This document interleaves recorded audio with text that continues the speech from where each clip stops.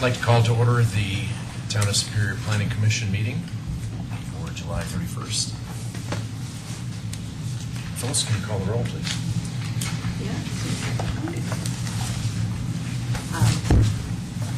Vice Chairperson Craig Prestisager, Commissioners Rosita Abdul-Williams.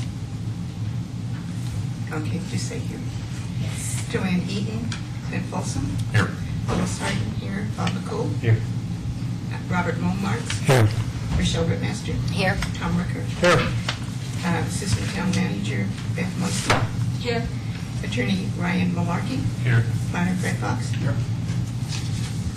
Thank you. Item number 3 on our agenda is election of a planning commission chair. John Craycraft, our commission chairs, no longer with us. So we have to choose a new chair. Yes. Fred, if you want to give us a little background on how this works. At this point, I think hoping at 1 or 2 commissioners missing.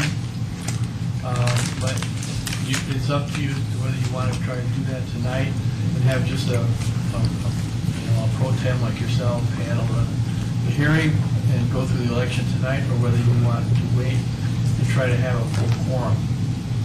That's totally up to you. I think But we it's do nice need to to elect a chairman at some point here. I think it'd be nice to have the full board here. I agree.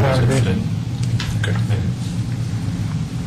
Maybe make a motion to do that? Yeah, I would just, just recommend a motion to amend the agenda to postpone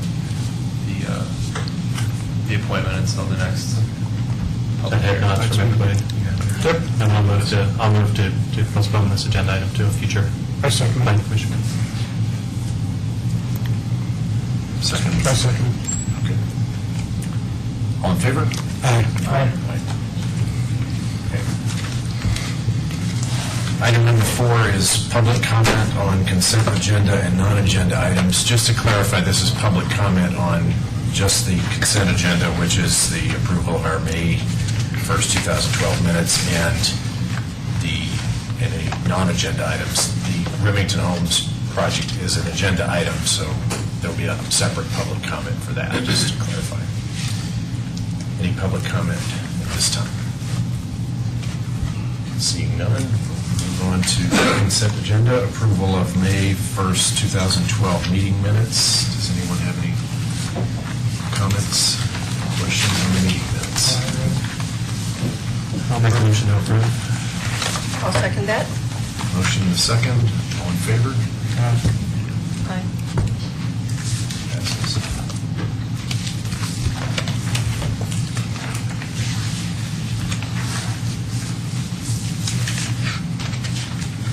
Okay, at this time we'll open the public hearing.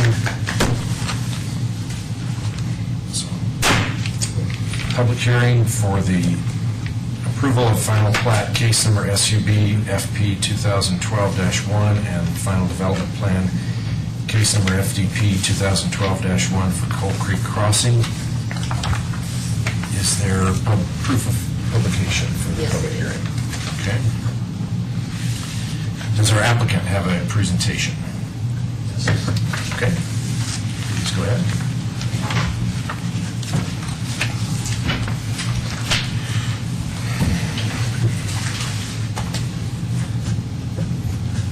Good evening. My name is Craig Karn. I'm a principal with Consilium Design.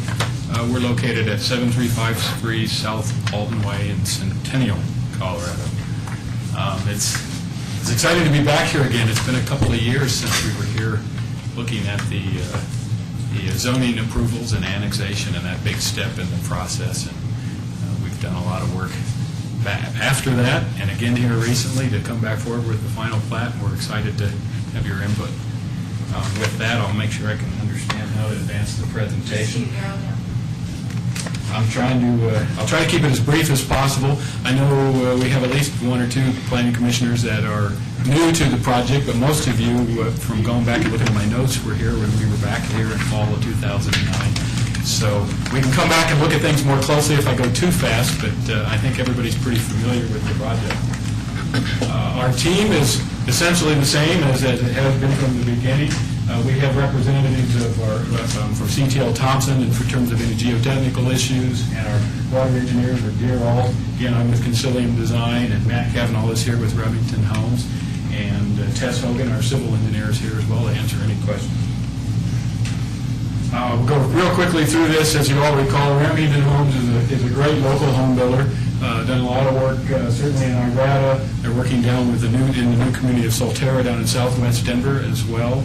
And we have some exciting new work coming forward in Arvada again right now, not only at Whisper Creek, but with a new community called Light Rock. So it's always been rewarding to work with them and get to do such great work with such a great home builder.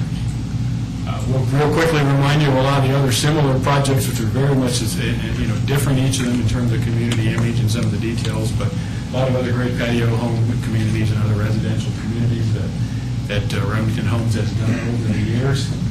I think as you'll see with each of these projects, the emphasis is on quality open space and a real strong emphasis on landscape as a component of the plans. We certainly look forward to seeing the same thing here. The Coal Creek Crossing trail connections and the relationships to open spaces are very important. It's as much buying into a neighborhood as it is buying into a home with Remington, and we're pretty excited about this new neighborhood. Real briefly, if we need to revisit all this is kind of the history of events that go back to 1998 and up until now. Again, it was back in December of 2009 that we got the final approval on the annexation and zoning and our preliminary development plan. So real quick framework, again, if we need to come back and look at any site images or anything, the surrounding property. The only thing I think that has changed dramatically is some of the great new improvements at the park on the north side of the community across Coal Creek Drive. Again, one of the things that's still a part of the plan, an important part of the plan, is the connections to the existing street patterns and walkways, and also preserving those view corridors at the end of each of those streets, Williams Street in particular. The edges. Again, here's a map of, this is the current proposal, which is essentially the same as what we saw a couple of years ago. We've done a lot of engineering and design refinements. Aside from that, it's essentially the same plan. I think an important part of that is not only the street connections that you see in blue, but a lot of the trail connections and a lot of that decision-making and with your input that we did back when we were going through the original approvals in terms of pedestrian ways versus streets and all that. That's still all a part of the plan. A little more detail. Again, now at this point, what we would refer to as Tract F, more or less, has already been dedicated and is a part of the town's open space system. We kind of show that on the graphic here. There's about an additional 8 acres, or about 38% of the net site area that's within the plan as well. So we meet that 35% open space requirement with the net area of the development plan as well. So, again, there's Tract F, which is predominantly the great open spaces down along Coal Creek. The other open spaces, again, that are still part of the plan is the open space in the center of the site. I believe that's labeled as Tract C, and then some additional pieces that are essentially part of Tract F, but are not part of the public ownership, but will be public open space. A couple of things that we have made some refinements on, and with some input from staff back when we did the original approvals, is we've revisited lighting and with staff comment, and we've added some additional pedestrian lighting in the central open space. The street lighting pattern is still essentially the same as it was with the original approval, but we've certainly made some of those refinements for lighting. The detention area and that drainage and buffer along Fifth Avenue is again the same. We've made some re-engineering refinements to the pond. I believe it's gotten just a little bit shallower, but it's essentially the same configuration and just been worked out in greater detail. There's the trail connections. The connections in red are concrete sidewalk connections, and then the other more yellow area in the central open space is a soft trail connection that takes us up to a crossing to the town park, and then the 8-foot soft trails that will be constructed down on Tract F and in the public open space. Those will all be built by Remington Homes, and ultimately we'll get a connection down at that southwest corner to the Coal Creek Regional Trail. Another important thing that's still intact in the plan, and that as you see in all Remington communities, is look for ways to make sure that visually and aesthetically, we're responsive to the character of the community and the surrounding community neighborhoods. We're still doing that with our streetscape along Coal Creek Drive and our monuments and the like. And we looked to some of these things in Old Town when we started that process years ago, and you'll see that that's still within the plan. Again, in particular, the Coal Creek streetscape, there's a common landscape along that frontage in particular, across from the park. There's and you can see here in the graphic, pointing out our sign and entry monument is a pretty low-key and intimate placard sign. That's pretty much the same design. One of the things we hope to do with this feature light is actually look to get some antique miner lamps and have that be the feature and hang them there to, again, kind of harken back to the mining heritage of the town as an accent. Still replicating the old ironwork fences on the one residence down to the south and east of us. To replicate that feel, we're integrating some ironwork into our entry monuments and landscape at our entry areas at 6th and 8th Avenue. Fencing, one change that has been made is really just the detail of the rail fence. We've changed that to a 3-rail fence to kind of match the town open space standard for that fencing there. That will be in the areas you see in red on the graphic. That's where that open rail fencing is. The privacy fence that was approved with the original zoning is along the western boundary where the storage facilities and the like are. Other than that, it's all open fencing, whereas you see with the homes that abut some of our open spaces, no fencing and just a landscape transition out into the open space. Architecture and community character, and I may have Matt speak a little bit to some of the elevations and the like when you want to get a chance to look at those in more detail.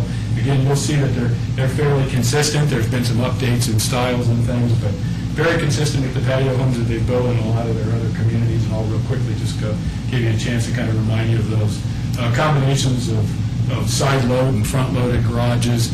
We still have the staggering component in our plan, so there's staggering of units and then a lot of variety of types of homes along the frontage as well. Again, Saddle Brook is one that I worked on many, many years ago at Remington Homes, so I kind of have a personal attachment to that. It's just proven to be a great little community in Arvada, and every year that you go by, the landscape is maturing. It's exciting to see how they can continue to mature as communities. Elevations. This is one example that was in our original presentation. Got a lot more very nice, more detailed renderings. But typically, most of these homes, and I believe that not all of them, will be ranches.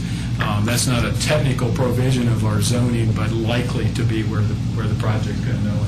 And Matt can speak to some of that in more detail if you like. But they're all fairly low rise. The maximum height is 32 feet, but we don't expect to see many, if any, of the homes approach that height of home. Built green criteria. That's something that what Remington Homes is, it's proud of in the quality of the energy efficiency and environmental qualities of their homes. And we certainly intend to meet all of the town's, new standards for energy and environment that's in your codes, and look forward to seeing that implemented in this project. I think that the key thing is that there are very little, if any, other than nominal changes from engineering and landscape design purposes. It's essentially the plan we were looking at a couple of years ago with a lot of refinements and working out of the typical engineering details and working through staff comments on that. And with that, we certainly look forward to any public comment and any of your comments and questions. Thank you. Okay, thank you. Is there any additional presentation from Not right now. your side? Okay, thank you. Now's the point for any planning commissioner members, if anyone on the commission would like to ask questions of the applicant. Just to clarify, this is not a time to make comments or statements of positions, just to ask questions for clarity. There was a discussion at one point on making sure there was a fence line, I thought, on the southern portion of the property, just to protect the open space and not allow social trails to develop. Is that still there? I thought I got the impression that was not. Let me see if I can find my way back to that graph. Back to the site plan. You mentioned the western edge. Yes. I thought you said the southern edge was just going to be landscape. I'll go back and just find that fencing plan if I can manifest it.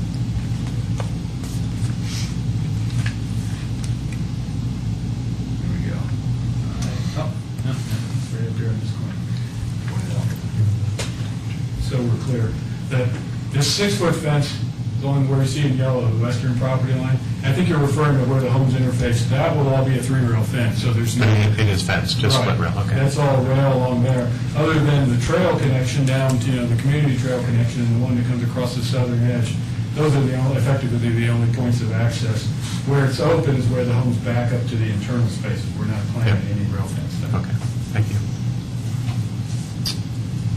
So can you clarify for me, what is the range of roof heights? What's the lowest in terms of from grade to the top of the roof? What's your lowest and what's your highest? Because they're all looking to peg about in the 24, 25, 26 feet range. I'm going to ask Matt to if he could come up and speak to that, because he builds them every day, but I think you're generally accurate. Yeah, you're generally accurate with that. They're about 25 feet in the example that we had there. Excuse me, Matt, if you could state your full name Yeah, and I'm address. sorry, Matt just for the record, Kavanaugh. thanks. I'm at 13561 West 87th Drive, Urbana, Colorado. I work for Remington Homes. Thank you. This example here is a standard lot. This is a flat lot. So it's measured from the distance of where the the ground meets the house, 25 feet.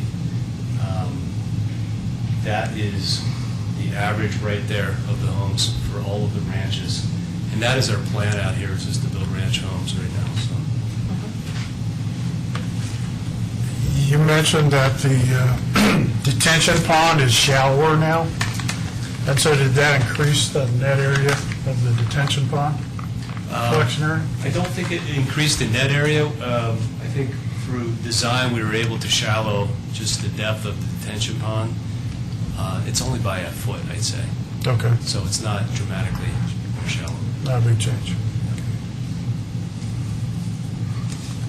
So if I look at the plan correctly, and I think I saw it in one of the later slides that came up, those houses that are along Coal Creek Drive or closest to Coal Creek Drive, it looks like there's going to be virtually no street presence of them, that they'll be pretty much sheltered from the street by landscaping and trees and bushes and everything. Yeah, along Coal Creek Drive, we do not have any driveways that are fronting Coal Creek Drive, correct? But you also don't have any home presence. You're going to have a presence of landscaping being viewed from the street, but you really won't get a sense of a home and a neighbor being there along Coal Creek Drive. Well, you'll see the homes from Coal Creek Drive. There are entry monumentations as suggested in the details here that you'll see. Use a pen here. This is the sidewalk here along Coal Creek. You can see it right here. So you will have a presence, but no, it won't be, for traffic purposes, it won't be exiting. I'm not asking for traffic purposes, I'm asking for the feeling and presence of homes in a neighborhood that's right next to original town. Yeah, if that's, yeah, I mean, I didn't see that before, and I know we discussed it. One of the before. things that I might add is that, in the architectural design guidelines, it addresses that, we'll do enhanced site. I think you'll see that there'll be four-sided architecture. And I know this came up back when we did the original zoning, was to see that we had enhanced elevations and to create an architectural presence along the street. It won't be a typical interior lot side elevation. And I think that Matt's probably comfortable to speak to that, because that's pretty typical. You'll see in a lot of the other examples. While there won't be a garage loading onto the street, there'll be a street presence. And there's landscape planting along there, but it's really intermixed, mostly low plantings. There's some evergreens, along there, because we like to kind of balance, giving the home a little bit of privacy from there. But I think that the homes will still be visible from the street, and we can certainly make sure that's the case with those particular units.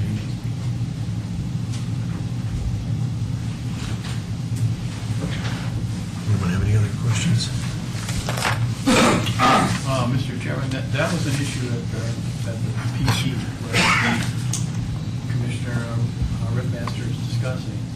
And so in the design guidelines, those houses that have a side along Coal Creek Drive, are addressed in the design guidelines in terms of having a presence to the street and not necessarily like a normal side facade that you would see in the homes that are next to each other in the subdivision. Okay, thanks for that. I had a question about the design of the homeowners association. Is it the intention for the homeowners association to maintain the front, backyard, essentially all landscaping in the development? That's correct, yep. Okay. Yep. The homeowners association will serve also a maintenance function for the detention pond, the open space in the middle, and then all of the shoveling and lawn care for the homes. Any further questions? Yeah, I got one. On all these finished basements that are proposed on these houses, you have window walls, kind of not a standard pattern. So they're basically, we're going to have a level graded piece of land going across there. So there's these window walls that just converge below ground. That's your plan, right? Yeah, we have a gentleman here, Steve Knoll, that can maybe answer more details, but they have to stick just a little bit above the ground itself. Right. But they're not, sticking 18 inches above the ground, if that's your question. Correct. Yeah, correct. Okay. Yep.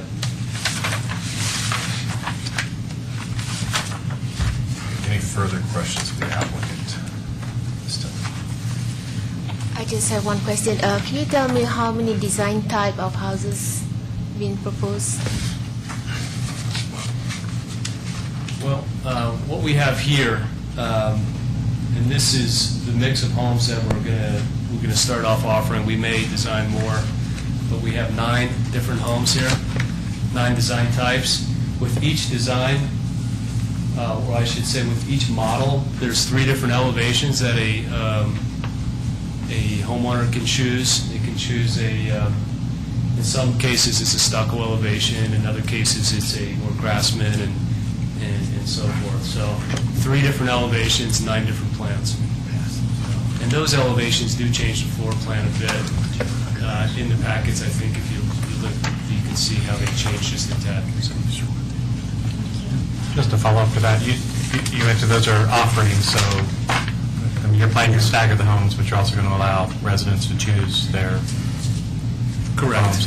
Do you plan if most of your residents choose 1 or 2 plans primarily, or are you going to? Well, we have restrictions that we can't build the same homes next to each other. So we do have those restrictions.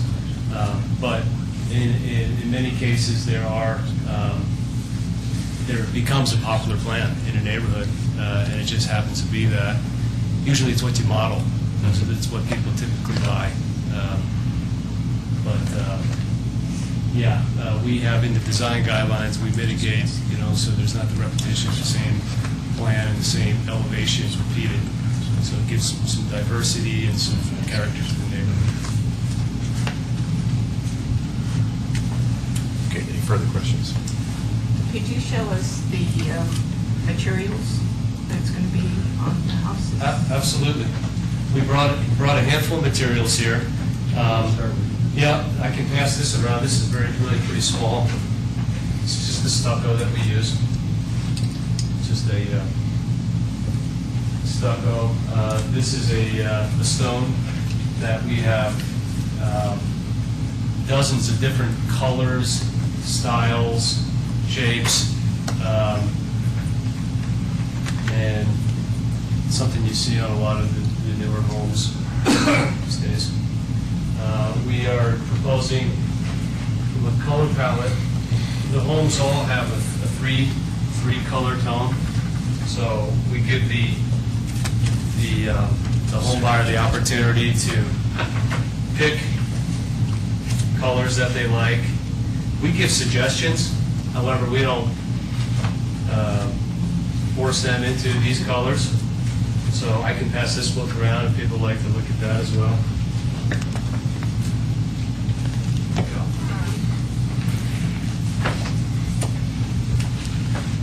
And then we have a shingle roof, asphalt shingle roof, which comes in a whole variety of colors as well. Wow.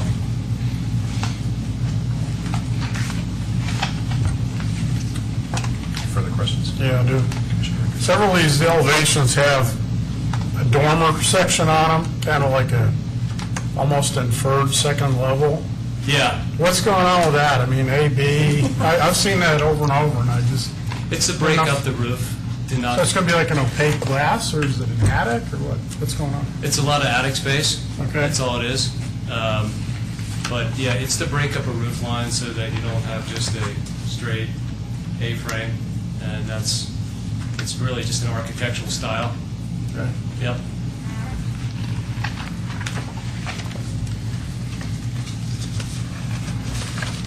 Anyone else?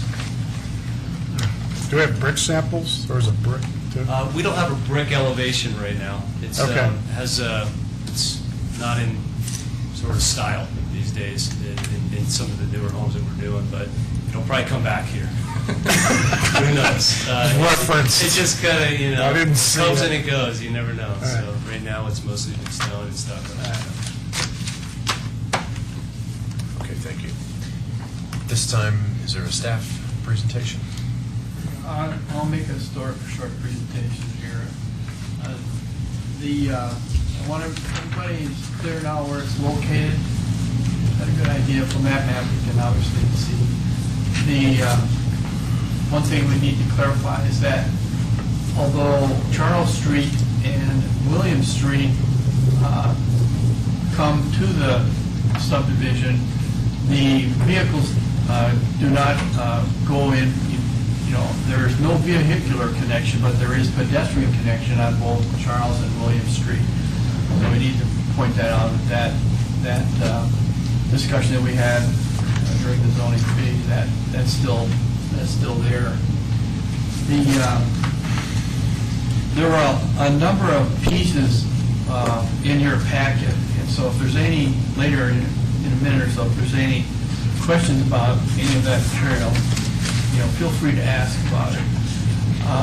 I thought the description that they provided in terms of the narrative of the different aspects of the project was quite complete, and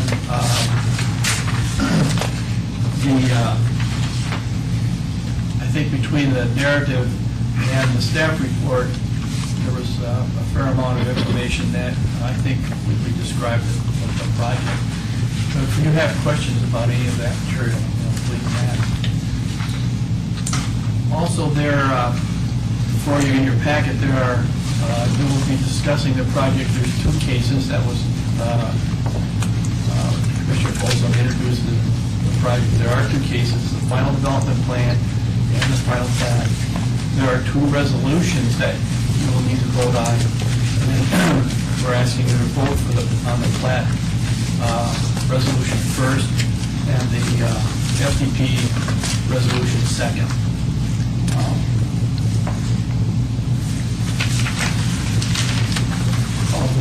In terms of the town staff, we've spent a considerable amount of time with this applicant going over the engineering of the site, the site plan itself,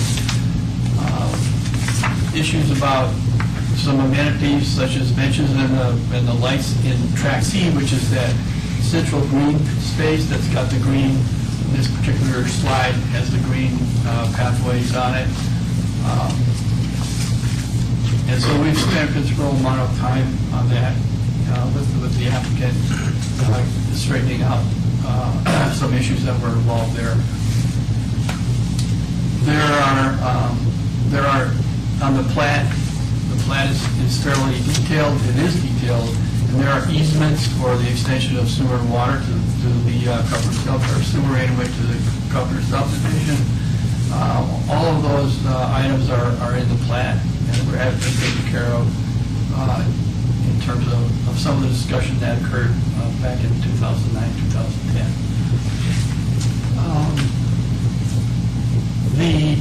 The other thing is that the town is a party to this FDP and the plat because the town owns property in the project.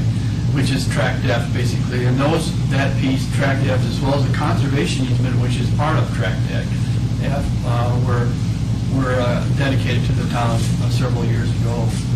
So in terms of platting this particular project, tract F, it is basically a tract within the subdivision. So, and since the town owns that, it is also then a part of the plat process, if you understand what I mean.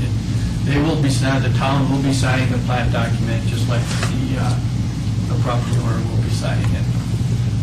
So if there's any questions about that, you'll let me know. In fact, the zoning on the property is it is PD, but for the developed part of the project, but it's open space, natural, for tract F.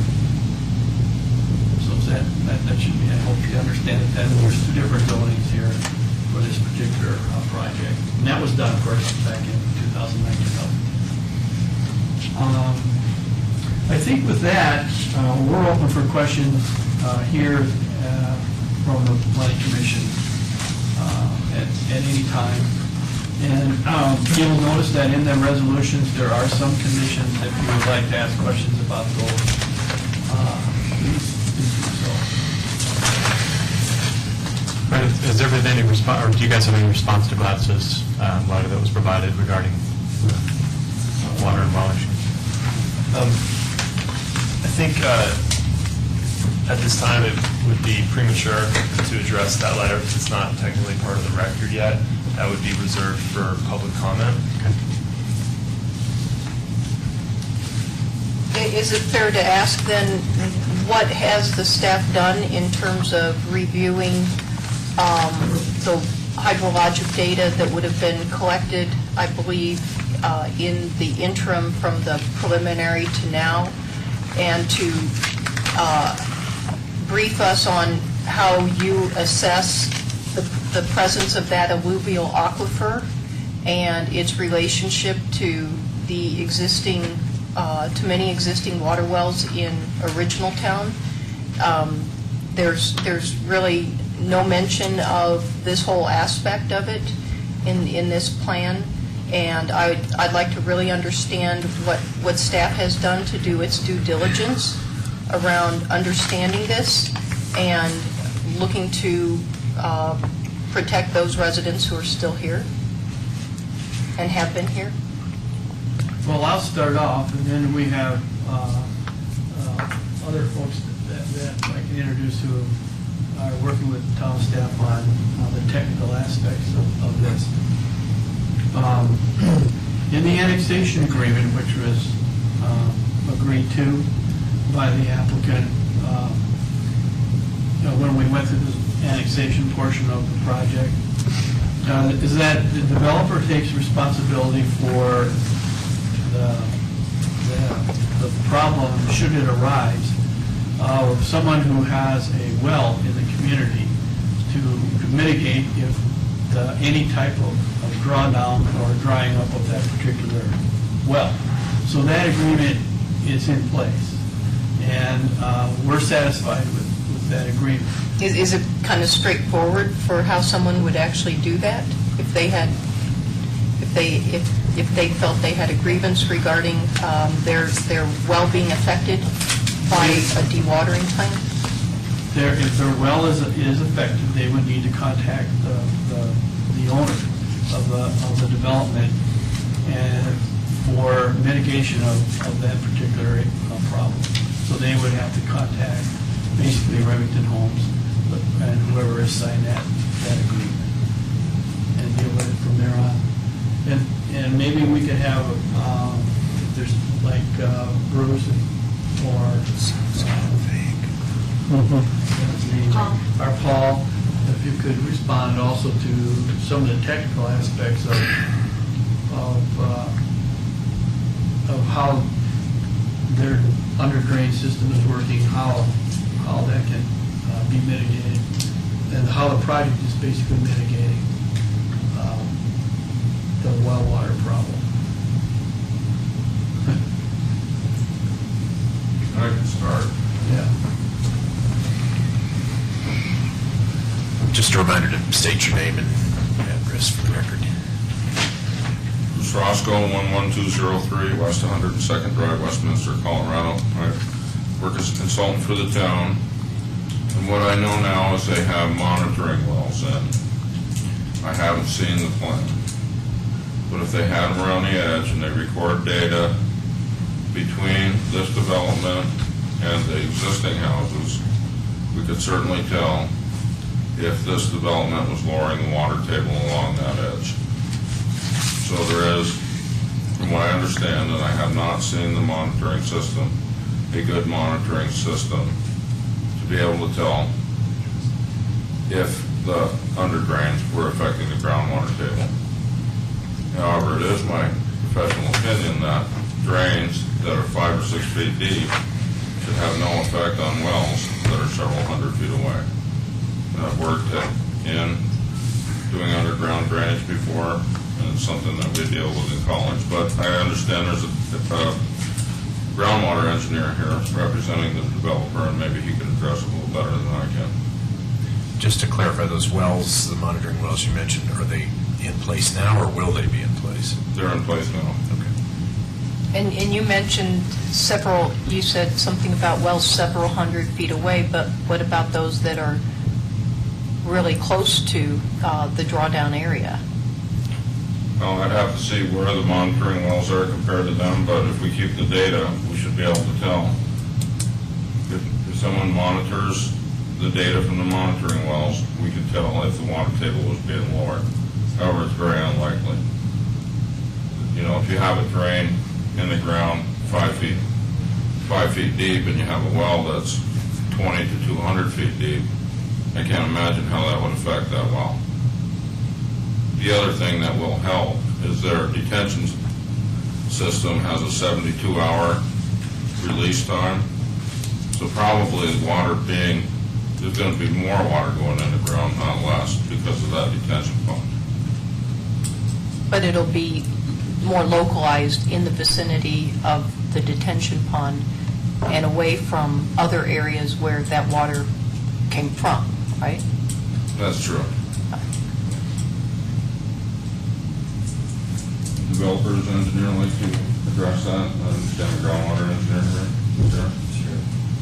Matt, you want to, once you come up here, I knew we were going to get to this at some point, but if we're ready, prepared to do it now, we absolutely can.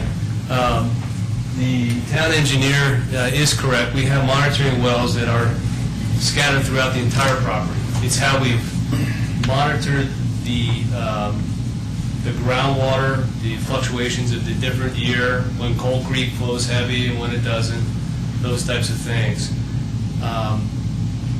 With that information, we've hired consultants, Deere and Alt, to analyze that for 2 or 3 years. He can talk more specifically about his professional opinion, but I'm here to kind of give you the overview of what we've done out here from a design standpoint. So there's 2 issues here. The question always comes up, can we build basements here in the in a high groundwater area? We've mitigated that through our design with putting under drain system through the street, which is normal in any project that we do in Colorado, whether there's groundwater or not. We always put an under drain underneath the sewer. What that does is that draws water down to that level so that you don't have water encompassing the sewer line. So that's important to understand. So that's at a depth that's 10 to 12 feet deep. Additionally, we've also put in, see that water? We've put in, through the recommendation of Deere and Alt and through CTL, or Geotech, which is giving us the recommendations of how to build foundations in all of our projects, we've put a curtain drain, which is a simple drain that captures water along the bottom and it wraps up and around the bottom this way. Deere and Alt, he can speak to this, Brandon, but the water comes from Coal Creek. Everybody knows this is where the flow of the water comes from. So the idea behind this curtain drain is to capture the water before it hits the foundation, before it hits even into the lot. And then take that water, discharge it back into the creek. So that's the first design. The second design is the under drain in the streets. The third level of defense that we have around the foundation is we have a French drain that goes around every house. So that goes to a sump pump that also then goes to an area where that gets it out of the house as well. Back to the wells, we've gone over the registered wells in Original Town numerous times. The two wells that are close exist in this area here. These wells are 600 feet deep. These are not even part of the shallow groundwater. There are shallow wells that do exist in Original Town this way, and Deer and Oak cannot stand here and say with 100% surety that there would not be some effect. But in their opinion, and he can answer this, they do not believe that through doing this, that there will be effect on these wells that are in Original Town because of the charge that happens from Clear Creek, Coal Creek, sorry. So I'll turn it over to Brandon now. He can describe a little bit more clearly. Good evening. My name is Brandon Eflin. I work for Deer and Oak Consultants. We're located at 600 South Airport Road, Longmont, Colorado, 80503. Matt gave a good overview of the work that we've done. Deer and Oak, beginning in 2009, did some groundwater monitoring. There were some existing monitoring wells already on site. Deer and Oak did not. They were pre-existing to Deer and Oak working on the project. We did monitor those groundwater levels over the course of 2 years. The intent behind monitoring those wells was to establish the groundwater depth within the property. Also to look at what are some potential mediation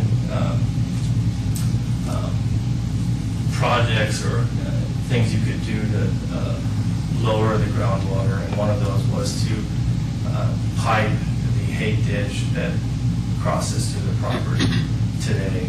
What we found through monitoring those wells was that there is a very high permeable, high water or high hydraulic conductivity of the alluvial aquifer through the site.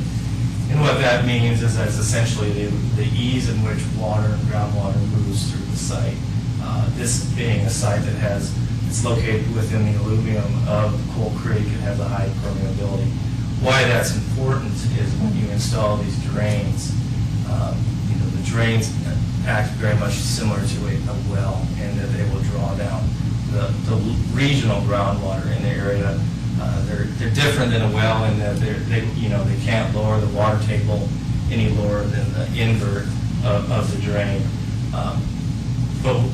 But by our monitoring and our knowledge of the hydraulic conductivity and the permeability of that aquifer, we could make our opinion, professional opinion, that the likelihood of these subdrains causing any negative or adverse impacts to downstream or downgrading wells is low. And why we say that is generally with a high permeable aquifer, your drawdown is very localized, meaning that the water that the drain pulls down doesn't extend very far out beyond the drain itself.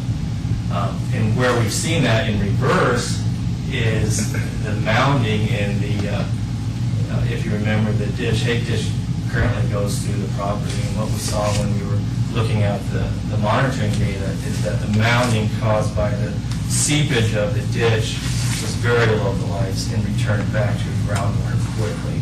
So the reverse is also true when you have a drain. The impact of the drain on the aquifer is also localized. I also understand that as part of the dewatering system, the developer will have to go through a permitting process with the State Engineer's Office, Division of Water Resources as well. And they will look at the design of the dewatering system. They permit a dewatering system like they do a well. And when that's done, they'll look at the impact of that dewatering system on regional and local wells. The state's criteria for determining impact is wells within 600 feet of the dewatering system or well. Matt mentioned there are a couple deep non-tributary wells on the property to the east. Those obviously are not impacted by any alluvial changes. Wells located further downstream, as you can imagine, the groundwater follows very similarly to the flow path of Coal Creek. If you could go back to the microphone, thanks. The flow path of the groundwater moves very similarly in direction as Coal Creek does, not only along the creek, but also outward from the creek. Due to the high permeability, the wells that are located downstream of this drain system, it's our opinion that there'll be no impact to those wells. Okay, thank you. So we're still in the period of questions for staff, so commissioners want to continue questions of staff. I just have one question regarding the open spaces. Based on the planning guidelines, does the provision for open spaces fulfill the planning guidelines, percentage of open spaces? Can you Yes, tell me?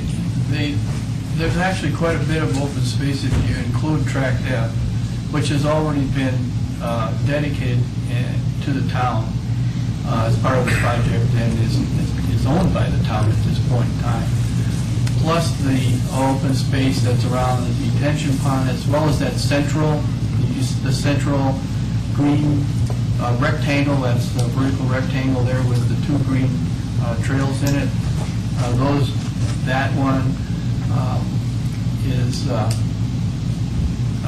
and the detention pond area and whatever make up their open space requirement. It also needs to be pointed out that this developer is contributing some of money to the town for the park improvements, which are to the park to the north. So there's adequate, there's adequate responsibility here for providing open space in this particular development. Is it like at least 30% of the total area for open spaces? The planning guidelines, Yes, requirements? Yeah, they've been met. I have a question about the text in the resolution. On both resolution drafts, it says, whereas Remington Homes owner. Is that correct? Because they're not the owner right now. We'll be. Well, they're the applicant representing the owner.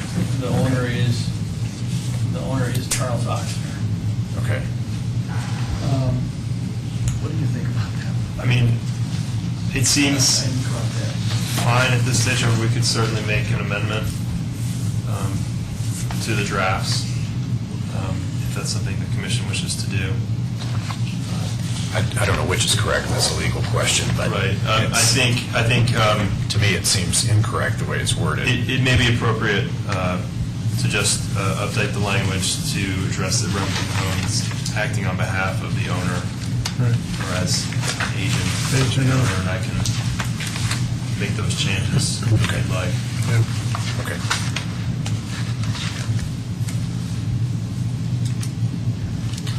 I have one other question. In the project narrative, it talks about that the developers would consider doing town reuse water for most of the development, but there was some consideration for doing reuse water for everything. And my question about, does the HOA do everything there? It seems to make more sense to have the reuse water system on the whole project rather than a portion of it. I'm just wondering Well, where the town is on that. My understanding is that if they have told us now that they are not going to use reuse water for landscaping that is around the homes, around the lots. And I think the reason for this is, I think it's not allowed by state law because it's reused water. To have it, a pipe or whatever coming out of the house is painted purple and you can use it. My understanding right now is that that can't be done.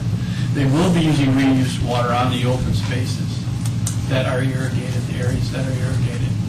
So, But if it's not coming out of the house, I would envision it coming out of the street, not coming out of the house. Well, It seems like it's a, I'm not sure, maybe they need to answer that one, because I don't know if there's an outside type of a watering spigot on the house. That's the key. I think right it's two there. different, that's two different things. I mean, there's a water spigot for washing your car and spraying each other and all of those things. And then there's watering systems for turf that the homeowner never, that's the whole point of this development, is the homeowner doesn't want to deal with it at all.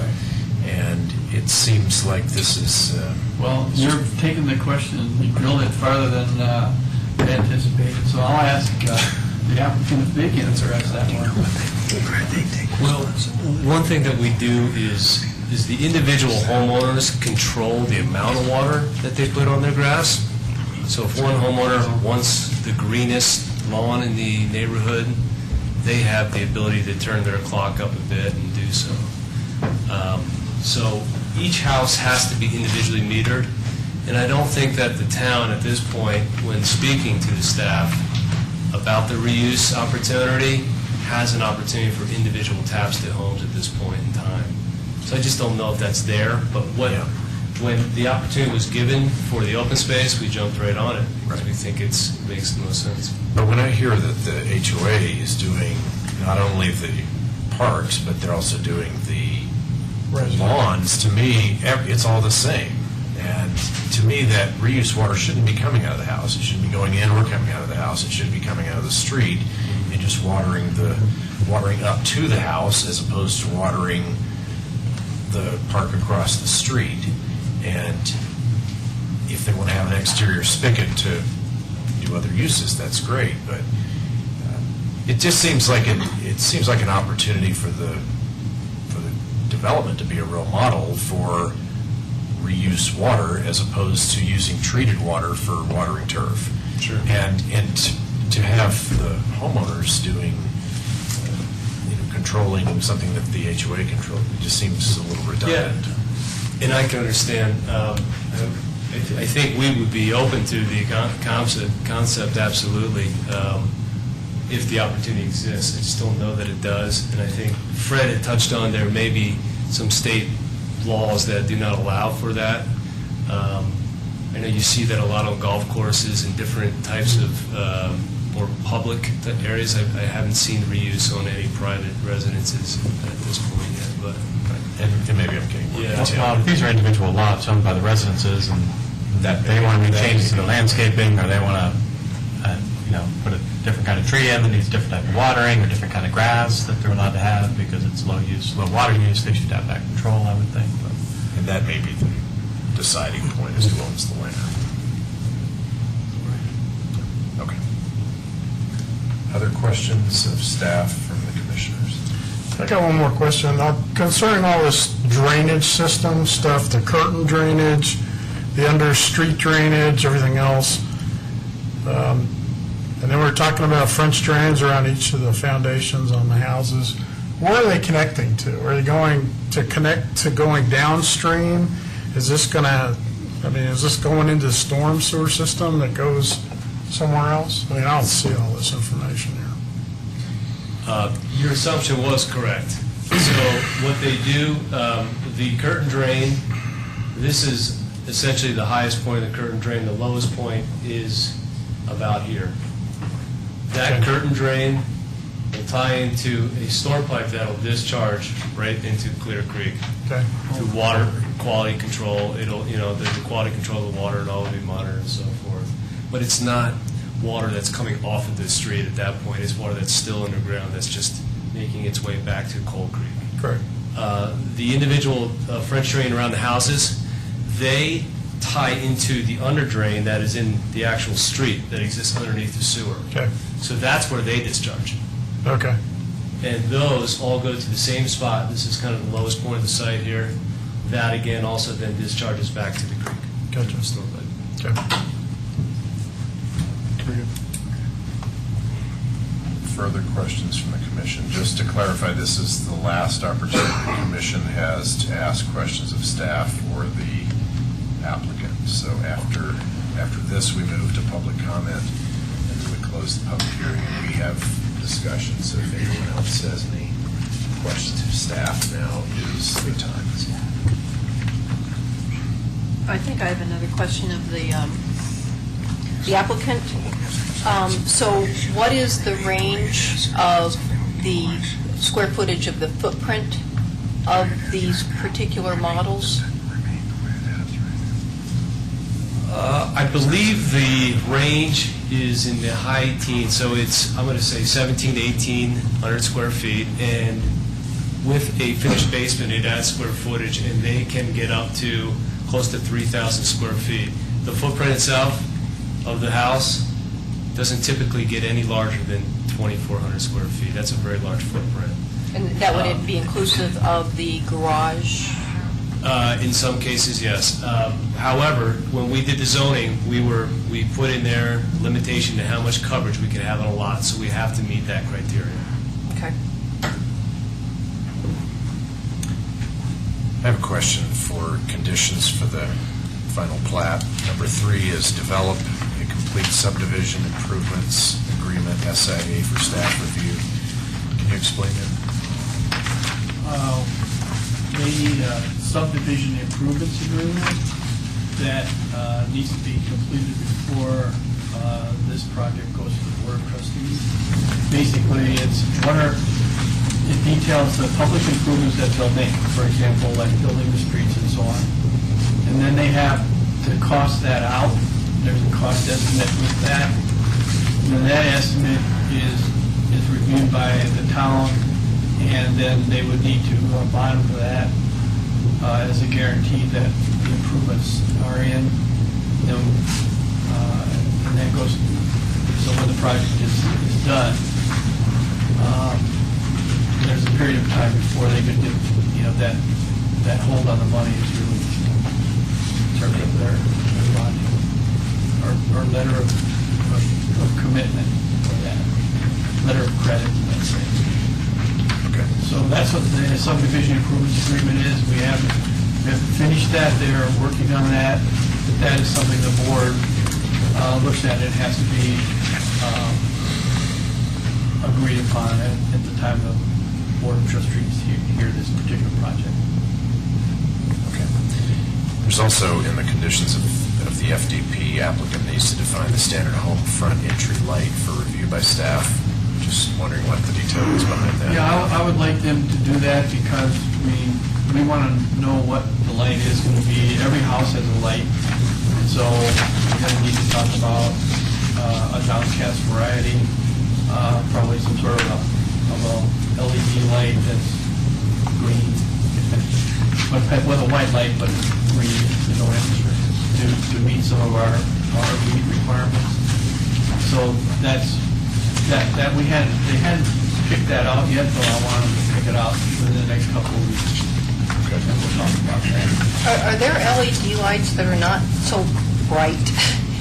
Because they're awfully bright that I've seen. Yeah? Yeah. Okay. I just got one. Oh, really? Yeah, so they're up in, and by the time they come out of the cylinder and downcast, they're not bright. Okay. Okay, any further questions? Okay. So, At this time, we'll take public comment from anyone in the audience that would like to speak. We'd like to limit comments to 5 minutes each. If you would come to the microphone, there's a red light that will come on at 5 minutes. If you wrap up at that point in time, when you do come out, state your name, address for the record. We'd like to hear from everyone that would like to speak, but also not repeat what others have said. So at this time, yes, hold on. I'm sorry, Commissioner Folsom. This might be just a quick, appropriate time for me to bring to the Commission's attention that, and to put under the record that the Commission received On July 30th at approximately 5:49 p.m., the town received a letter from Gladys Forshee. I know this letter was brought to the commission's attention earlier, but just to make it part of the official public record that Gladys Forshee has been able to attend. So she drafted a letter, which I understand to be included in your packet.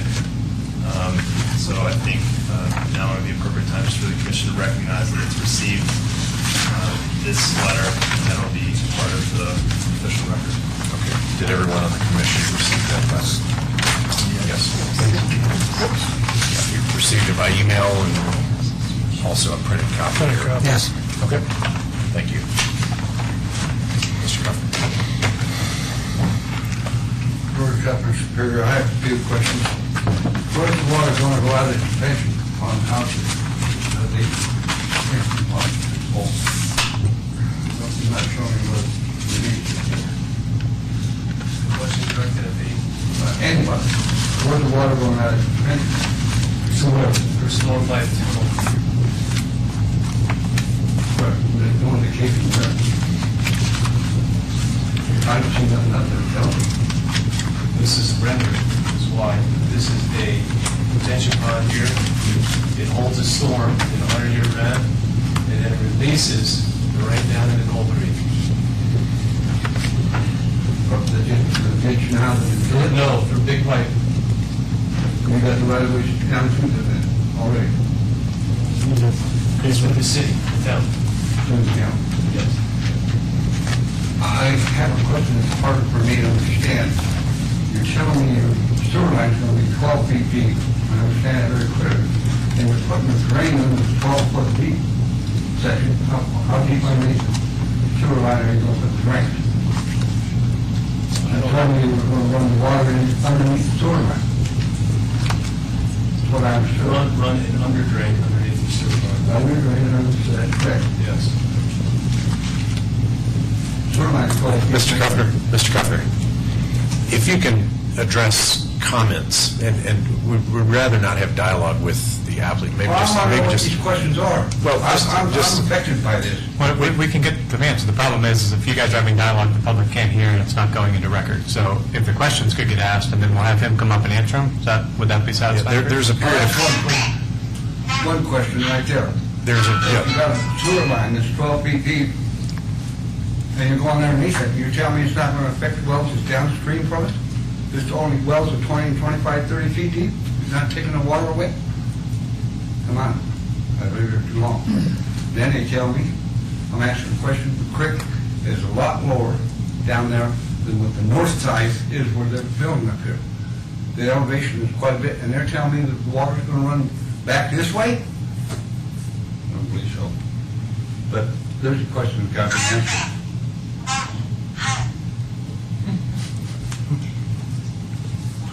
Okay, okay, thank you.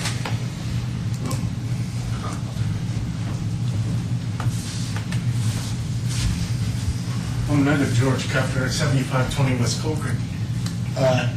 These guys are pointing up here on this map of everything going to the north. Well, they're within 600 feet of us at the south end here. And my well's 22 feet. And if he takes down 12 foot, plus probably another 2 foot, because you got to have some kind of bedding between your under drain and your sewage. Now you're down at 14 or 15 feet. How much water storage am I going to lose that supplies 5 homes? And my well's not 600 feet deep. And I'm pretty sure that my uncle has a well that's 26 to 30 feet deep, not the 600 foot. They're using the 26 to 30 foot deep well, not the 600 footer. So they're pushing everything to the north. They forgot to the south of us. And that will affect us. The water don't come from the creek, so to speak. Water comes out of from when I dug the well, and I see it come out of the well, it comes out of the northwest, comes down, and it's cycling to the creek. So when they dig there, if they pull the water down, it will drain our wells. And for the town to say, we know you have a problem, but now you're going to litigate it with Remington Homes, I think is wrong. I think the town needs to have that litigated so that we don't have a 3 or 4 or 5 year period of fighting with Remington Homes to try to get water. And it's very easily done now. And the other thing that kind of bothers me, they talked about this track F. I'm pretty sure that I was sitting down here at the meeting when the town gave $1 million for this acreage. So they didn't give it to us. We bought it. And now we're going to turn around and let them use that as a percentage for the open space that they need. I mean, we bought it for open space. We bought it, they did not donate it. So why should they be able to use that open space as a percentage of the open space to develop the property? They call it Part F or whatever. We bought it as the town and we own it. And I also will have a problem when they come in here and ask for a easement or a digging permit to dig from, on our open space, to go to the creek with their pipe. Because we own it. They need to find a way to get to the creek without coming through our open space. Because we've bought and paid for it. It wasn't like they said, here's 13 acres, it's yours free. Oh, and by the way, we're going to use it. No, they say, here's the 13 acres, or 11 acres, whatever it was, and we want $1 million for it. So that's kind of like double dipping, in my opinion. We paid for it. Once we buy it, you shouldn't be able to, well, I used to own it, so can I drive your car? I used to own it. No, you don't let me drive your car. They used to own it, they sold it to us. It's ours now. It's not theirs to use as it was before. Please address those. Thank you.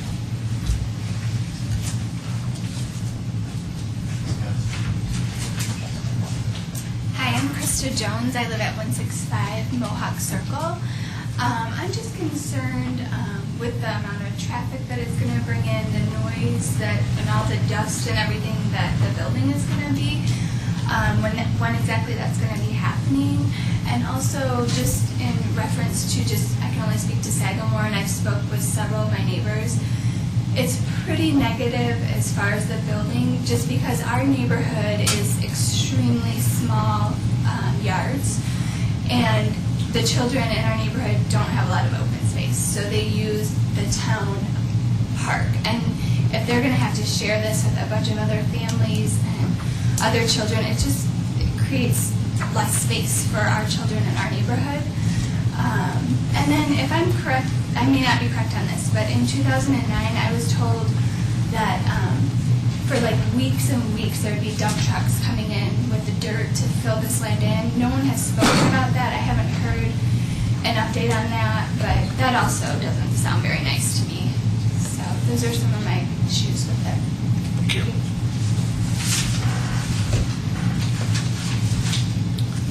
Anyone else from the public who'd like to come and speak to the commission?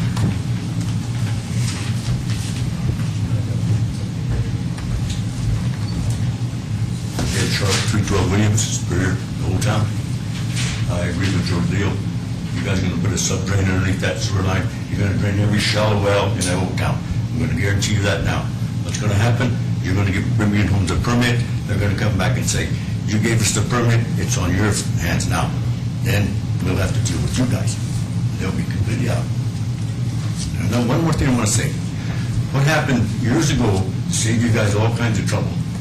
At one time, it was all set and done, that anything developed in the old town would follow the old grid. Otherwise, all the street would go through, all the alleys would go through, you get 6 lots for each side of the street. Whatever happened to that? You guys worked on it years ago. And then all of a sudden, all you guys would have to say, well, you folks have to follow the grid, or you don't get a permit. And we'd have been done. What happened to that? What happened to that? Come on, Fred, you know about it, you remember. Well, I'll answer the question when we get to that point. Okay, that's all. That's all. Okay, thank you. Any other members of the public like to speak to the commission? Okay. This time, if the applicant would like to have a moment to address any of the items that were brought up during public comment, we'd be happy to hear that. There was a question of how the water outfalls from the drain systems. I think we've addressed that, but we could touch on it again. Why don't you go through that again? We'll go through that one more time here. The detention pond is in the lowest part of the project here. What's tied into the detention pond here is the storm drain for the streets throughout the community. The curtain drain that we're discussing on the south end of the project actually bypasses the detention pond and directly outfalls into Coal Creek, as well as the under drain system through that will exist just underneath the sanitary sewer. It doesn't exist 5 feet below it, it's just below it. So that kind of touches on that. I just add to that, if you look at sheet 7 of the FDP as the utility plan, and you'll see the under drain where it's at specifically and how all those storm drains are all connected. You can see that in more detail. How does water move back from the creek to the north? I think Brandon kind of spoke to that in terms of his hydrological expertise, how groundwater behaves differently than surface waters and essentially migrates through the very permeable soils. If we need to have Brandon come up and speak to that again, we certainly could. Wells to the west, again, in terms of understanding how water does and does not migrate through these types of soils, I think we could have an explanation. If you'd like a more detailed explanation, again, we could have Brandon revisit that. Open space as a percentage of the site. None of Tract F in our current FDP, we have 38% open space within the net development area, exclusive of that land that's already been dedicated that we did through the original annexation and zoning process. So we actually exceed the 35% requirement with the net area. The gross acreage of the percent of open space, I don't recall that number, but it's half the site or more, I think, mathematically. Traffic, noise, dust, those are issues. Traffic in particular was addressed again with the annexation and the original zoning. So I'm not sure that's something we necessarily need to address. It's 53 homes, it's 500 vehicle trips. That's a low-volume local street in its entirety, so I think that we had addressed that with the previous approvals. The impacts and demand on the park system, again, it's 53 lots, and we're making 38% open space contribution and trails in the lake as well.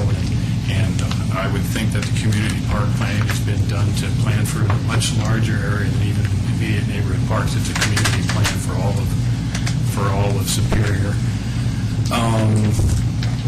Just to add to the impact to the amenities in the park, though the residents may use the park, the home type is targeted towards a empty nester, so it's not typically a household with children and so forth. It's usually elder couples, and not young couples with large families and so forth. And Brandon's here if you'd like to ask any more questions related to that. Could you just respond to our dirt issue? That was resolved, I know, but she asked about the loads of dirt coming in. Yes, I'm glad you brought that up. When we went to hearing and that discussion happened, that was, I think, back in 2008. That was when we were applying for close to 100 homes out here, and there was some physical constraints that, long story short, through the design, was going to require us to bring in dirt. What we were sensitive to that, and with the new design and refinements, even from the last time that we were here, we were able to eliminate all of the import. So there will be no import on the site.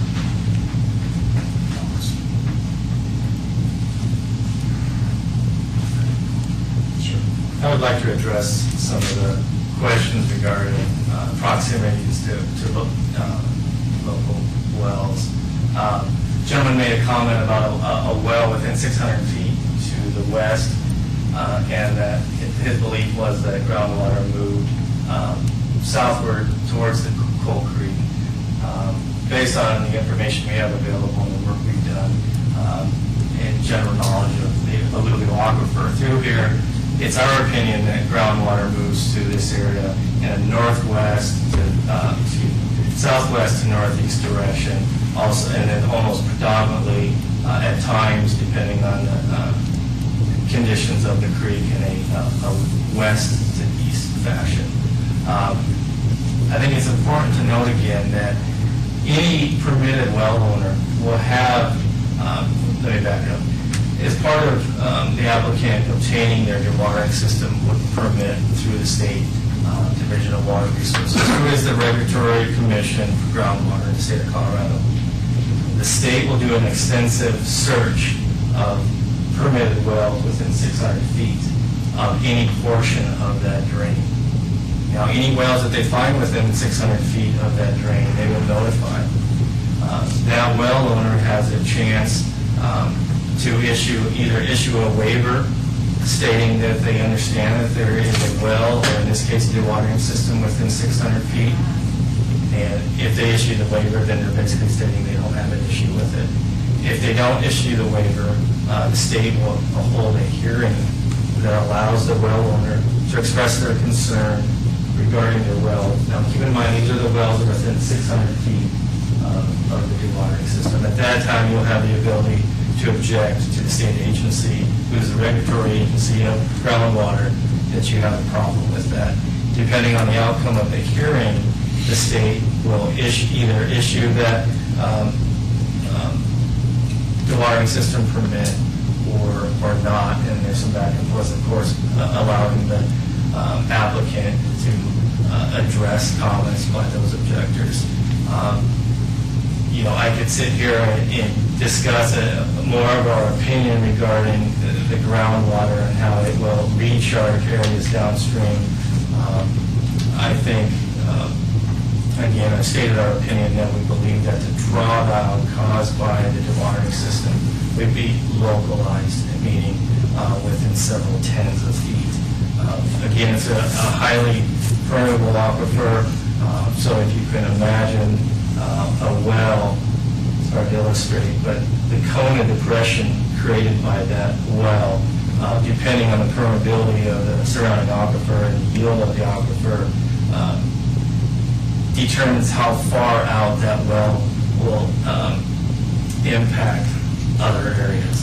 And the higher permeability, the more V-shaped that cone will be. The lower permeability, the farthest that will go out. The potential for impact is greater.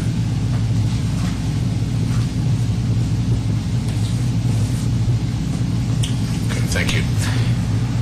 Any further questions? I was going to answer. Yes. I think there was one point about, the gentleman made a comment about the town grid.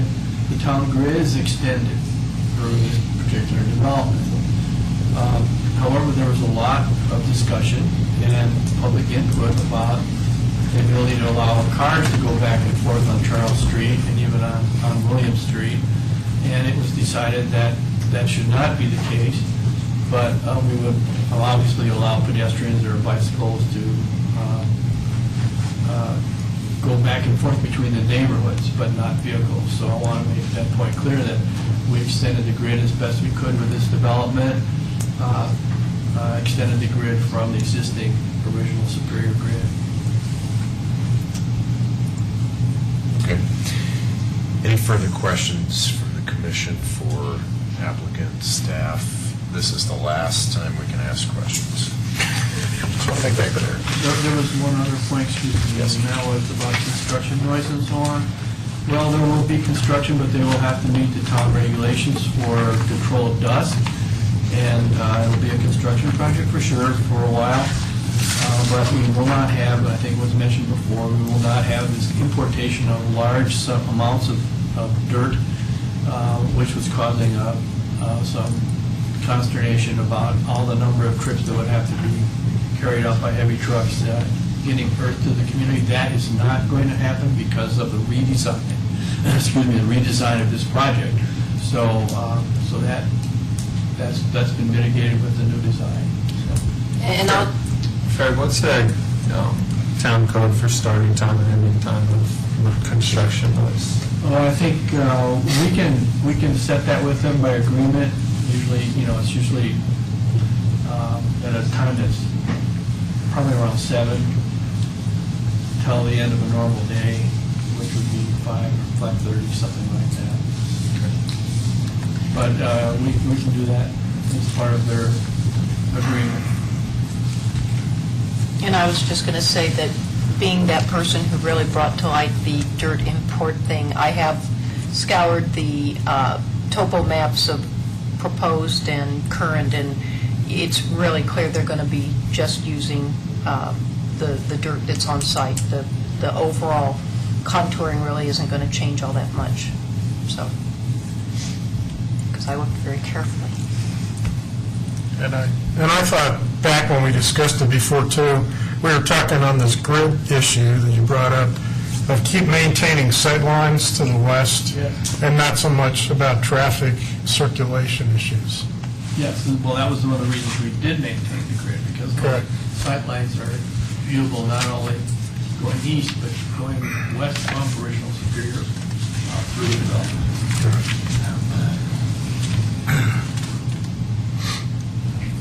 Okay, any further questions? Yeah, I'd just like to know the technical red line corrections, amendments to the plan. I don't see it anywhere.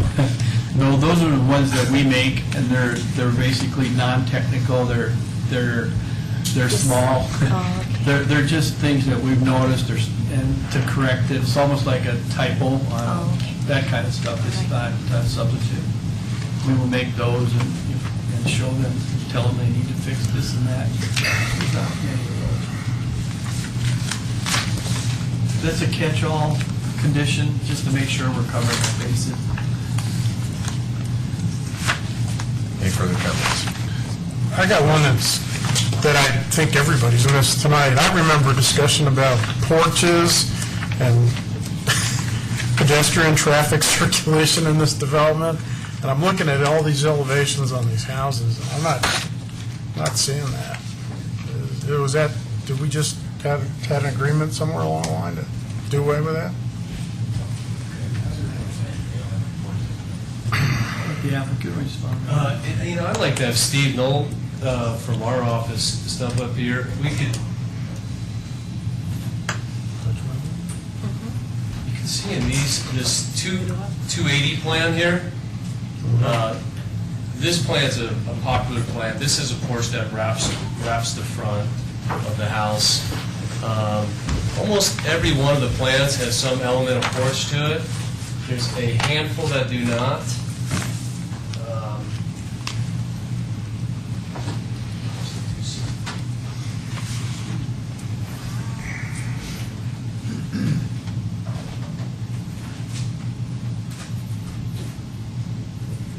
I'd say that the 260 plan is also a very popular plan, and that porch does wrap around the side of the house and extends back. You'd have to look at the floor plan to really get a feel for it. But through the design guidelines that we drafted, we addressed front porches, staggering of the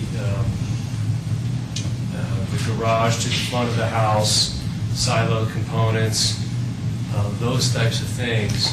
But I guess I don't know if I'm answering your question there. What exactly? But almost every one of the plans that we're showing here has some element of porch to it. Okay, well, I just, looking at the elevations, I'm not really having a great floor plan yet. I'm just seeing a lot of porches that are not really porches, they're entries, or covered entries to the main entrance to the residences. Okay. My name is Steve Knoll, 7042 Umber Street, Arvada. I work for Remington Homes. I'm in charge of the architecture that we develop. And essentially there's a couple elements in here. Is the patio homes that we've developed here and that we currently sell at other places, that, believe it or not, these elevations maybe don't show up real clear, but first thing, almost every one of our houses has a porch on it because everybody we sell to wants a front porch. So it's kind of a twofold thing on it. I think Matt really touched on it. We have just a couple plans that don't have front porches on it, and they tend to be kind of our smaller. When you're looking at, I believe you guys got some set, it's the 210 and the 215. They have what would be considered a smaller porch on them, but outside of that, every other house has a porch on it.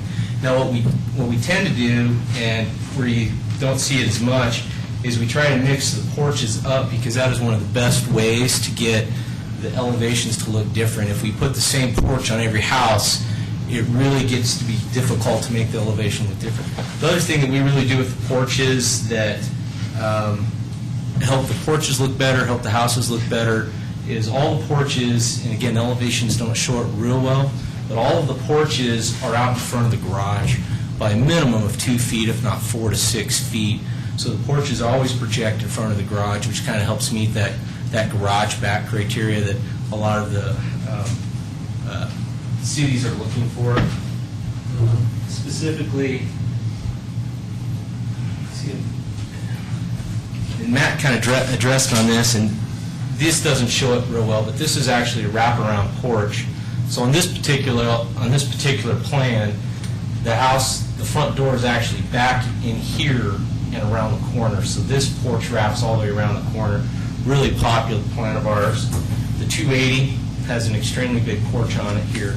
This plan is one of our side load plans, which and you don't see it from this elevation, but the third car garage comes in this direction, and this has more of a what would be considered a courtyard effect in the middle. So it doesn't really help the elevation feel, but definitely has the porch integrity of the plan.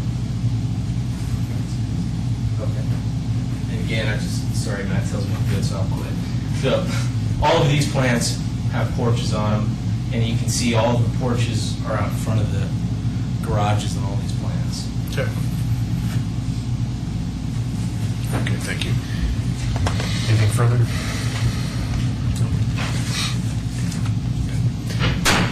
Okay, at this time, the public hearing is closed, and we'll have discussion among the commission, and then we'll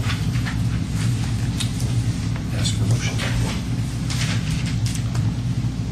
We'll start. We'll start start down this end. I'm going to defer for the moment till I get a deeper feel for things being newly minted. Commissioner? I'll comment. I'll start this. I think we've done a lot of work on this project. I've sat through several of these sessions already. And I think it's improved a lot since we first looked at 100 units here. The porch thing, obviously, I guess I was answered. We don't really have a floor plan yet as such on these units, but they seem to have made an attempt to try to break the repetition of a development, so it doesn't look like a canned product. So I think in light of everything I've seen worked on this project so far, I'm kind of in favor of going ahead with this. Commissioner Mister?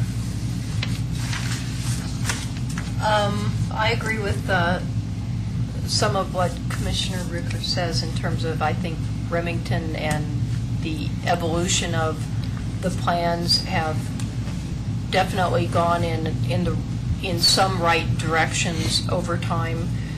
I still have a fundamental issue feeling this actually fits in, and that this is actually what was conceived of in somewhat long-standing comprehensive plan language as that next development contiguous with original town, and then also bridging to Sagamore. And I still feel it does not take advantage of a lot of the features that are sitting right there in front of the project, or the presence of being on Coal Creek Drive, the most historic street of our town. And I know there was lots of discussion about which way grids should go and this and that, but the grid that it is contiguous to, it comes 90 degrees off of it. And I still have issues with that. I have issues with the fact that it's going to feel like once you get past 4th Avenue and then get past Danny's Junkyard, you're just going to feel like you're kind of walking along and there's all this kind of landscaping, and it doesn't feel like that extension to Original Town. I do understand and appreciate the hydrologic evaluations that have gone on. Being a former geologist and hydrologist, I have a fair amount of agreement with the assessments, the nature of the aquifer, its high permeability. I've looked at the well data and understand it quite well. I still do have concern for those who would have the nearby wells, particularly if they are the shallow wells. And I don't like the idea of, I guess I go by the medical, prescription, first do no harm. And I'm just not clear that we're not going to be doing some harm either in affecting some wells that will go low, and then possibly in the reinjection scheme. I also feel with those very high roof lines, almost every one of them has a real massive feel. And so with each home being, even with the step backs, which do help, I think in general you look over from Original Town and then you'll just see this massive peaking roof lines that I don't feel are necessary and will be quite the eye catcher of, whoa, look at those roof lines. So I still don't believe this really fits. And I know many disagree with my assessment. That's all. As kind of the senior member here, I've seen everything, I think, that has come forward on this project and heard all the discussion and the points that came from public comment over the past iterations. I think this is as good as it gets, in my opinion. I think they've worked hard to put a lot of elevations together, which to me is the only way you can kind of match into Original Town. You're not going to build small cottages to match into Original Town. So a lot of elevations, which Original Town has a lot of elevations. It has a lot of different looks, and I think they've done a good job with trying to, a 50-home project that has that many choices in elevation, you're going to wind up with that kind of look. The grid was a lot of discussion and a lot of input from Original Town, and we came up with what we felt was the solution that would please most everybody, and that's where we're at. I just feel this project is, again, as good as it's going to get, and I think we should push it forward to the town board with our recommendations and let them make the final decision as they will. I would agree. I think it's the best option for the site. A lot of work has gone into this. I've been here 4 years and seen a lot, and I know there was a lot in the years prior to that. The water well issue is a concern for me, and as it is for many, I think the monitoring well piece is a good way to definitively measure whether there is an impact or not. So to me, that was good news to hear that has been introduced to the equation. So I think that with all of the other engineering steps pretty much satisfies me that this is going to be handled properly. I think the town really needs something unique to be developed in that area.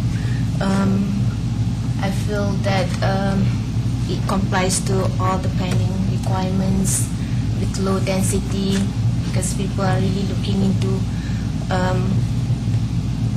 the emptiness. People really looking into having a ranch type of houses, so that will help some of the people who wants to move out of the existing housing to this area maybe.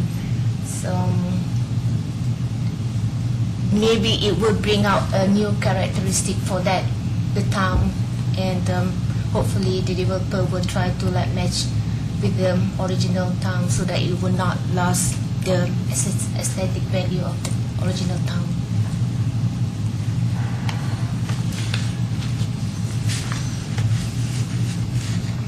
A lot of work's gone into this over the years, and I just looking to where we've gotten, I do really appreciate the work that's been put in. We've gotten this down to 53 homes. In many ways, I agree. It's where we're at. It's probably the best option we have. However, I'm still where I was before. I just have there's just two major issues I can't get past.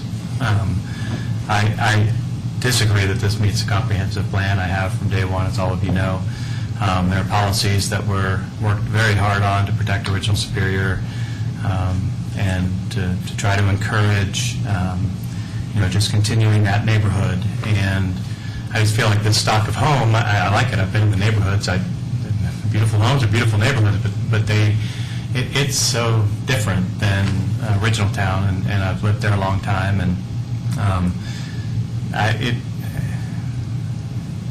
just can't see any kind of blend going there. So I'm still stuck with that. I know there was a lot of discussion around the grid. I still believe that continuing that grid was the right way to go. But I know there's a lot of conflict even within our own neighborhood about what people want and what they think is the right thing to do. I personally think continuing the grid, and I even think allowing cars to go through and letting that grid just extend is the right thing, but there are a number of folks who don't as well, and we need to be respectful of that. But so I'm still stuck that I just don't feel like that this stock of home, this layout, and the high value of the homes right next to currently a junkyard, and also older homes in original town just isn't going to fit all that well. I also have agreed with Rochelle that having homes facing Coal Creek like they do now, I mean, that's a 25-mile-an-hour residential street. I know it's somewhat of an artery, but it's a big part of what makes the character of the town. And that goes away. It looks like it's just going to be this neighborhood that's just sort of shoved off and protected by lots of landscaping, so they can't see original town, and it just looks like just a little island in and of itself. So that's kind of where I'm still at, as I have been for some time. I don't want to repeat a lot of what was said. I do agree with some of the things that have been said. One of the things that I feel that I don't think there's ever going to be anything that will match original Superior, no matter what you do. It's original Superior has all kinds of different houses and has been. My house was built in 1910. You're not going to have a house that's going to be built in 1910. So I do like the product. I do like the layout. I like the streets the way they are because they do not come down my street, for one thing, so I'm for that. So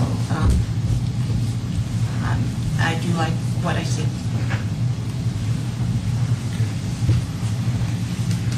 Well, I just remember originally attending meetings where they were discussing 100 homes plus, and the fact that that's been whittled down, for want of a better term, to something less scale, but still aesthetically pleasing. I'm for that part. My only reservation has to do with the water situation, and I'm just not clear on that. Okay. Any further discussion?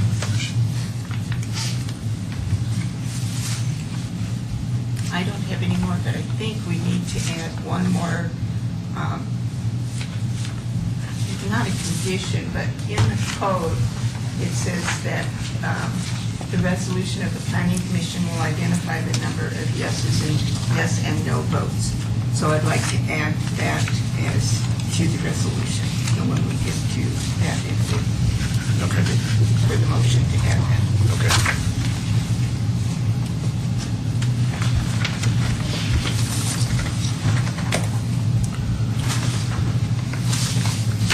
time, we'll entertain a motion, if someone would like to make a motion. And to clarify, we're going to do the final plat first. Please do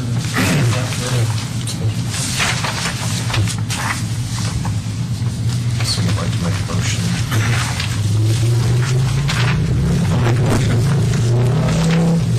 Make a motion to approve a resolution, Planning Commission, Town of Superior, recommending approval of the final plat for Cold Creek Crossing in case number SUVFP 2012-1. Commissioner Prestisator's moved to approve the resolution. Do we have a second? A second. Second by Tom Ricker. Commissioner Ricker. Excuse me, Commissioner Folsom? I would just add that I've updated the resolution to address the issue with owner and applicant. So I think it would just be appropriate to make a record that the approval of the resolution will be subject to that amendment, simply substituting Okay, with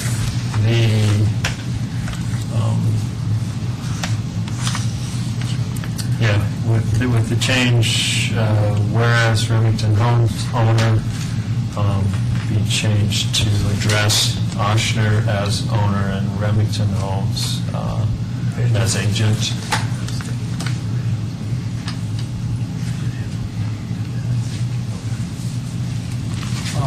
Excuse me, I was just talking to the town attorney here a minute. I think it would be appropriate for you to read also the conditions so that the audience knows what the conditions of approval are, besides the question that the town attorney made in the language of the opening part of the resolution. Okay. So in addition to the correction that the town attorney's made regarding the owner change to agent, the conditions, there's 3 conditions for the final plat. Number 1, minor technical and redline conditions as identified by staff shall be made. Number 2, resolve the mineral rights dispute for staff review and prior to town board review. Number 3, develop a complete subdivision improvements agreement, SIA, for staff review prior to town board review. Correct.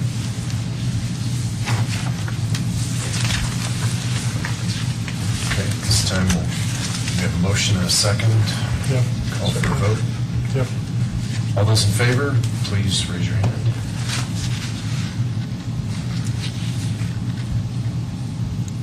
So there's 7 yeses and 1 no, All opposed? and 1 absent. Okay. Okay, our second item is the final development plan. Do I hear a motion to? I'll make a motion to approve a resolution of the Planning Commission of the Town of Superior recommending approval of the final development plan for Cold Creek Crossing in case number FDP 2012-1. A motion by Commissioner Prestisator. Well, we should also, the addendum, there's some modified. That one also? Yes. With the modification regarding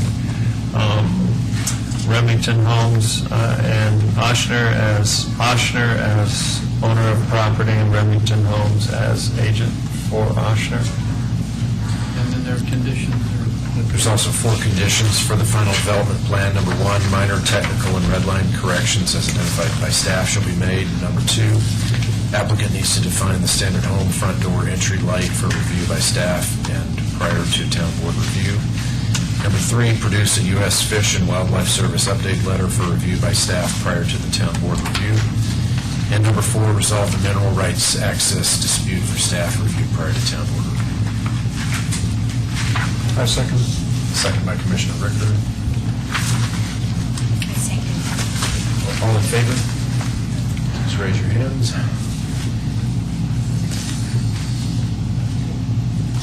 All opposed? 2, 6 in favor, 2 opposed. Motion passes. Okay, thanks for everyone's time. Thanks to the commission. Next item is staff announcements and miscellaneous. Good evening. Just have a couple of things I want to remind you about. It's all calendar oriented. We're done with our joint meetings regarding Town Board and Planning Commission with respect to the comprehensive plan update, as well as with the Town Center plan development process. So the next step is August 22nd. We have on the schedule for the Planning Commission to hear the application for the plan development for the Town Center. So please put that on your calendar. And we have also added to that election to chair of the Planning Commission, so don't forget that. We have, if needed, September 4th Planning Commission meeting. September 5th is the final community meeting with respect to the comprehensive plan update, and basically what that's going to do is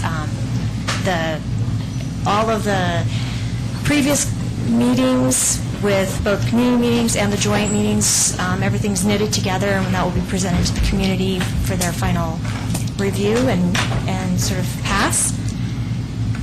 And then that will be heard, the comp plan will be heard officially before the board, or before the Planning Commission at the September 18th meeting. So you've got 3 meetings sort of on your plate that we know about that are coming up. So hopefully that'll help your schedules. If you have any questions, please don't ever hesitate to give me a call or email me. And thank you for your service.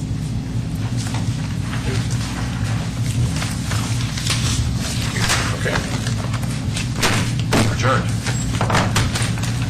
Clint, you do a great job. Yeah, thanks. Yeah.